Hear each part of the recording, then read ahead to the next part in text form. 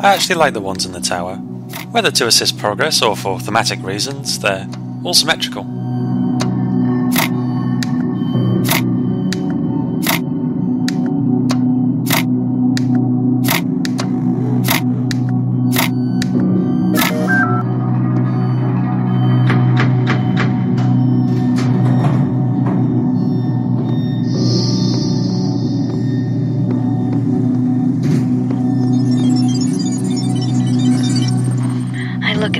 Sometimes, and I see myself like some alien being. I think, who am I? Why do I have these eyes and those hands? Why do I see the colors that I see? Why do I think like I think? I did not choose to exist. I was created. Every single part of my body, every strand of my DNA is part of a story that stretches back billions of years. I exist only because of the choices and sacrifices made by so many others, but I don't know who they are. And what effect will my choices have on those who come after me? Maybe that's what it means to be human. Every species is part of the story, but we're the only ones who know that.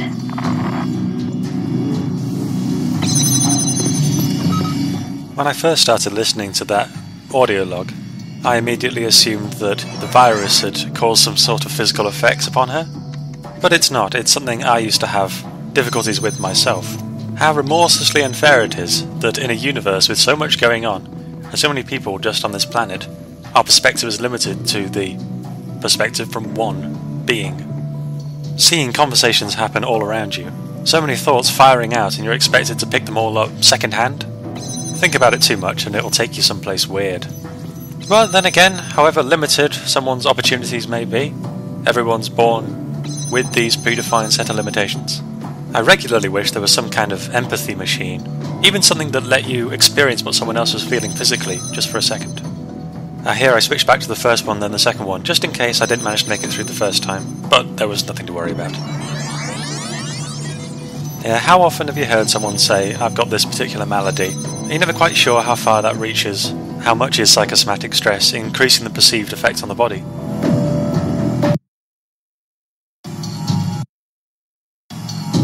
Yeah, I found a new toy. No need to check your audio setup. Thank you, Macob, MKOB, for pointing that out. There's an option in the controls, but it starts off unmapped, so you need to do that yourself. I'm not going to go so far as to say that every game should have one, but my goodness, is it useful here.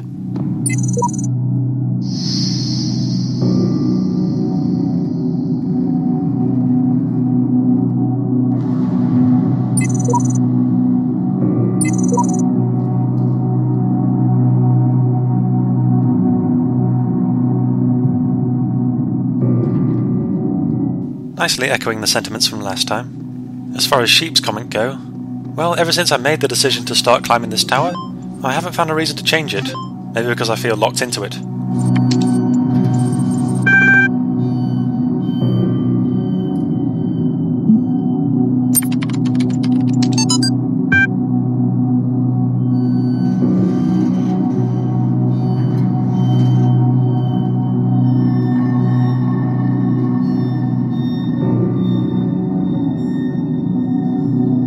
I wonder if there's a term for this, subverting your own law.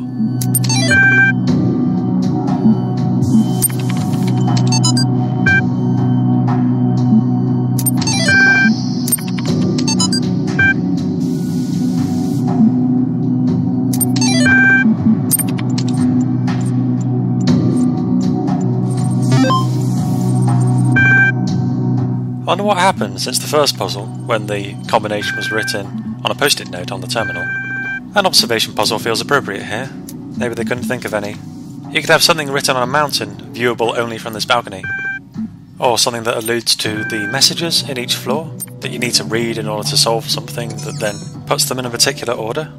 I suppose they need to be randomised, otherwise you could just shoot straight for the top. But still, I can call out a missed opportunity when I see one.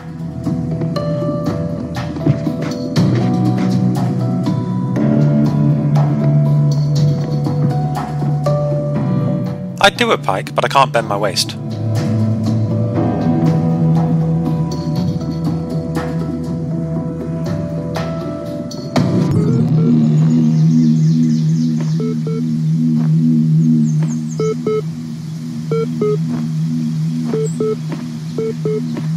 Welcome to C-2. I've just interacted with the terminal, so I'm going to come back to this one later. I could have made a 5-minute video, but I'm getting impatient.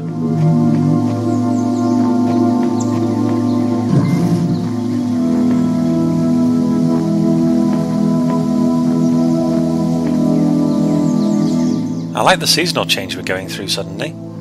The previous one seemed like early autumn/fall, whereas now we're well into it. I'm sure it took someone a huge amount of effort to pull that off, so it's worth acknowledging. This room is called Rapunzel, but I do not see a tower. I'm inferring then I'll be letting something down from an elevated position.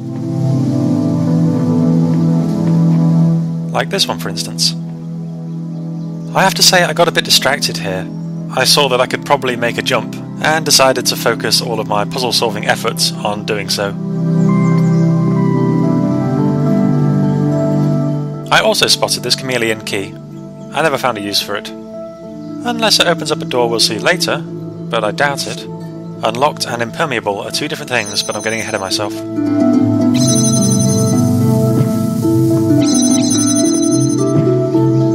So that gap, I should have fallen down that gap. I shouldn't have done this, but I do.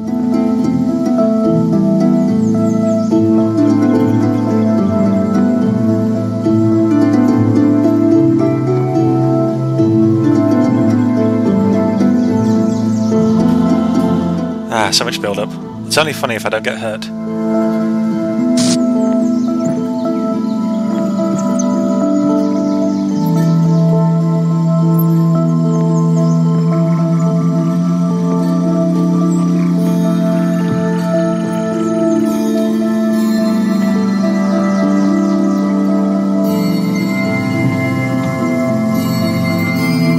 And here it is, the last of our...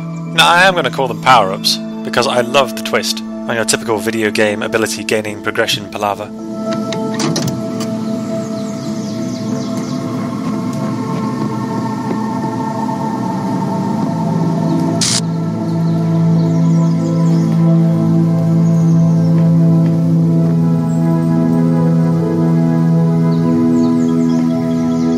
So I figured I'd have to carry myself, and I kinda had to do this without having a pre-existing idea of what I was trying to do. I could have used it to boost myself over this fence, but I don't think I noticed that at the time. Then again, I could just come over here and stun on the switch. This achieves exactly the same effect. But I've been hoisted by my own petard, I can't get back in, which I need to do in order to turn the recorder off. So I cut out 80 seconds of me failing this jump I succeeded at so swiftly before.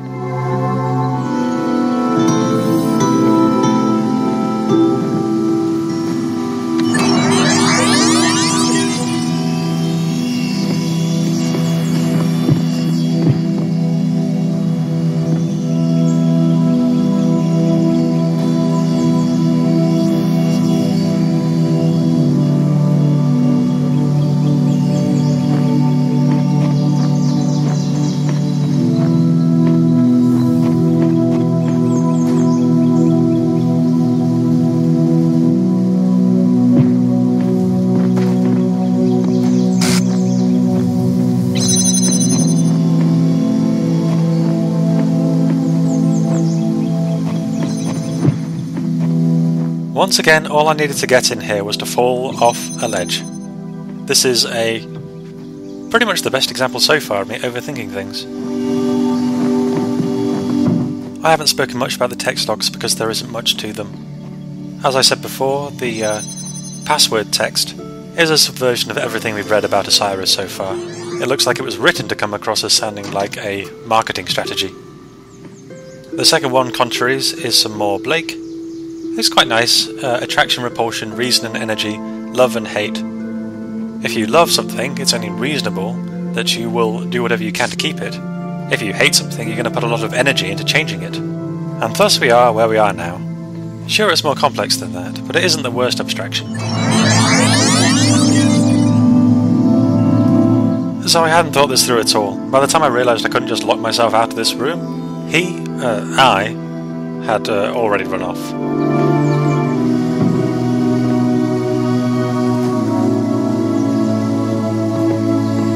So then I decided, somewhat ingeniously, to both stand on a box while passing that same box up to myself. Which has nothing to do with Rapunzel. Maybe I'm playing the bit where the prince falls onto the thorns and then spends months stumbling around blindly. Loads of fun to be had with this combination of power-ups.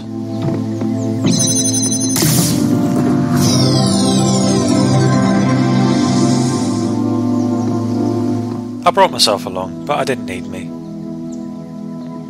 The hidden text in the country's log file translates to see a world in a grain of sand, hold infinity in the palm of your hand. Which is more Blake, to see a world. My favourite line from that is, a truth that's told with bad intent beats all the lies you can invent.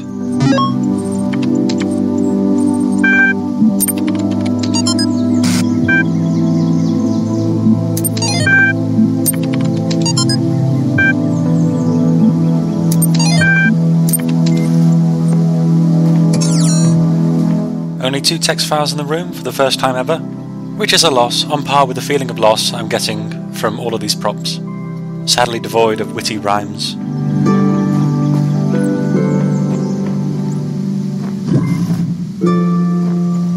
And a full-blown cemetery. We'll see whether that offers any hints as to this puzzle solution.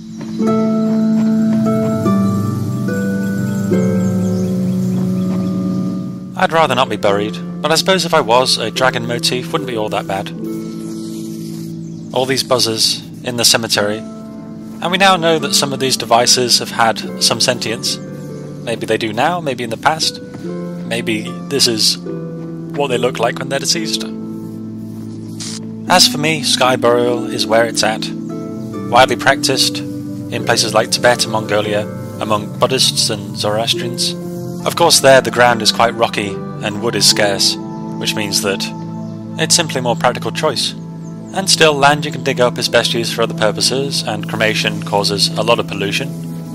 But there are regions where laws against harming vultures and a practice of burning cattle when they die has led to a massive decrease in the vulture population. I suppose due to all the vulture infighting, which means that bodies need to be transported away by plane in order to be sky buried, which is a sort of zero-sum game.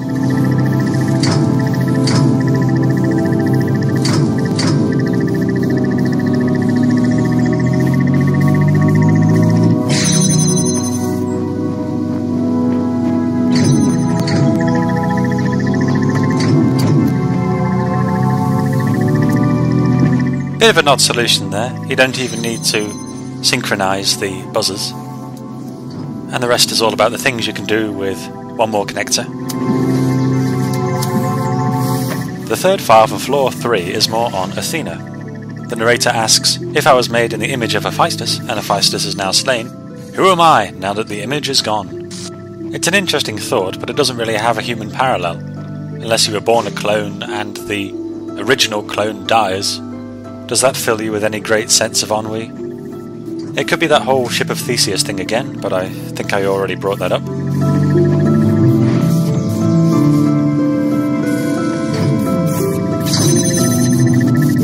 And there you go, the rest of this puzzle is somewhat inevitable, so let's move on to the first log file from this room.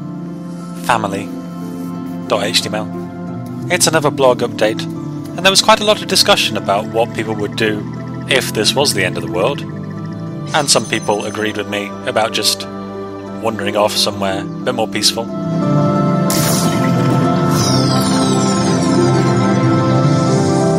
The writer of this blog chooses something different. Even though he's bickered and fought with his family for many years about his job prospects, presumably, he's going to spend some time with them. Because if we didn't care about each other, this stuff wouldn't upset us.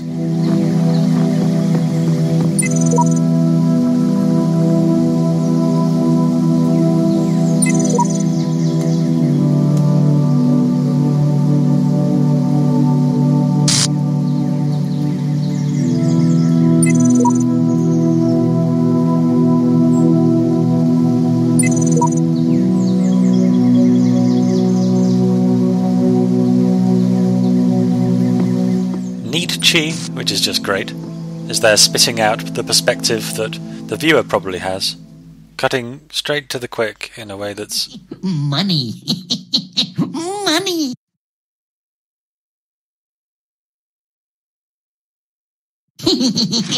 Money. Money. I'm rich. Money. Money, money, money. Woo! Yeah! Ooh, money. Rich, rich. So some of these programs running around seem to have more or less of an idea of what the world that I and you are currently inhabiting was like, or they're just settling on an answer.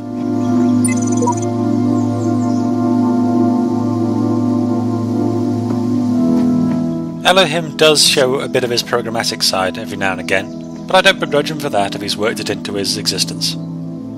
If only because I find that he's actually fairly consistent about it. There's only one very obvious action I can take that'll result in his displeasure, and otherwise I'm just working towards my entire purpose.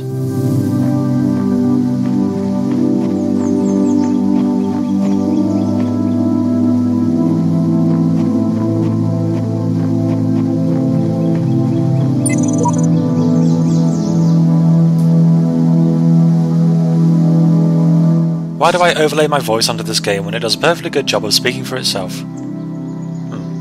Never mind about that, this puzzle's pretty good. I sussed it out quite quickly, so if you're trying to solve it yourself, get thinking.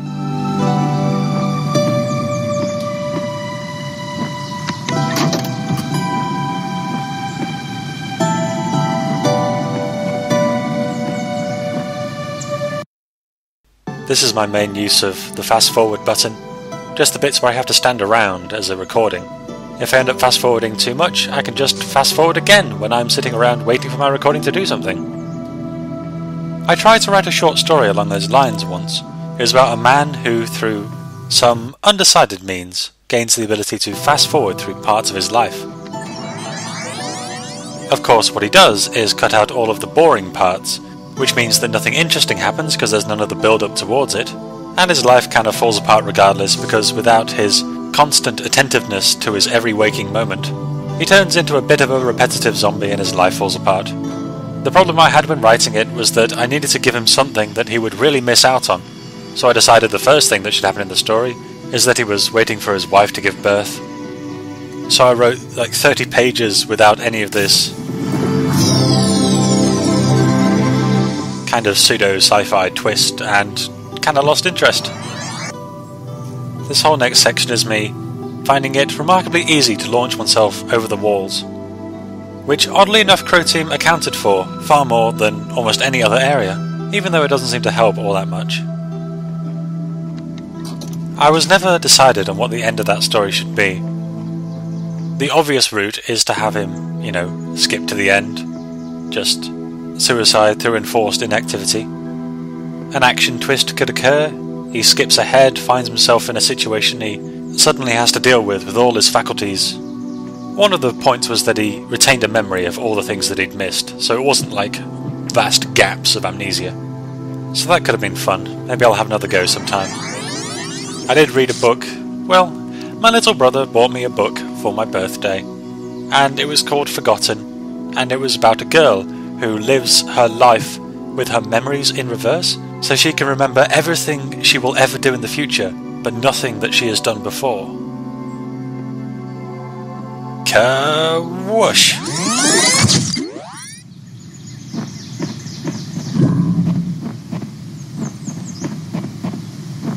And that sounds like a really great setup. How does a teenage girl cope with the fact that they know that this high school life is temporary, what their job prospects are going to be, future relationships? There are so many crazy, thoughtful places you could take that, but instead it turns out to be just her one little foible, and then this guy comes along and he's just the cutest guy. Oh, he's so hot. You've got no idea.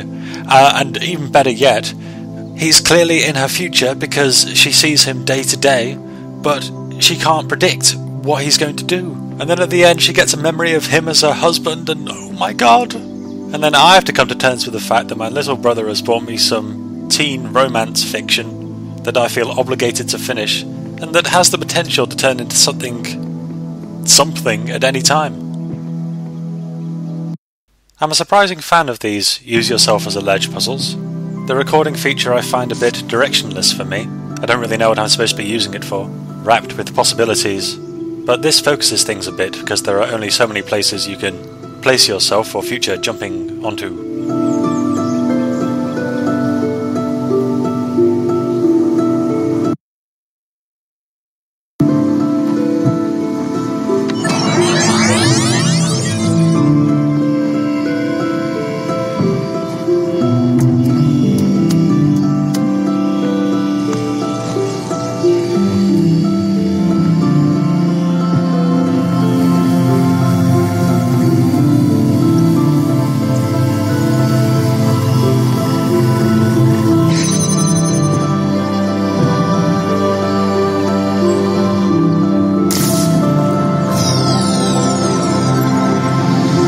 Wisdom grows, but be wary of temptation. Sure. I feel tempted to go through the last text log. It's just a little email from Alan to Fran, who I guess is his partner on the outside. And he's just saying, hey, nobody's angry, everybody's really focused, working hard, discussing humanity, that sort of thing. Who'd have thought? Which sounds logical to me. Faced with the abyss, many people become quite productive. Not wanting to waste time on too negative emotions, brings people together. And maybe it's sad that that's what it takes, but yeah, it's really nice to acknowledge it in the moment. So this star kind of stumped me. There's this ledge that seems to circumvent the purple barrier. There just seems like a lot of ways that almost allow ingress, that I didn't consider this one at all. Almost feels like it circumvents it. The box in the window was not a solution. That was just the smallest montage ever of my attempts at trying to do this one. I will always have immensely little faith in my future self.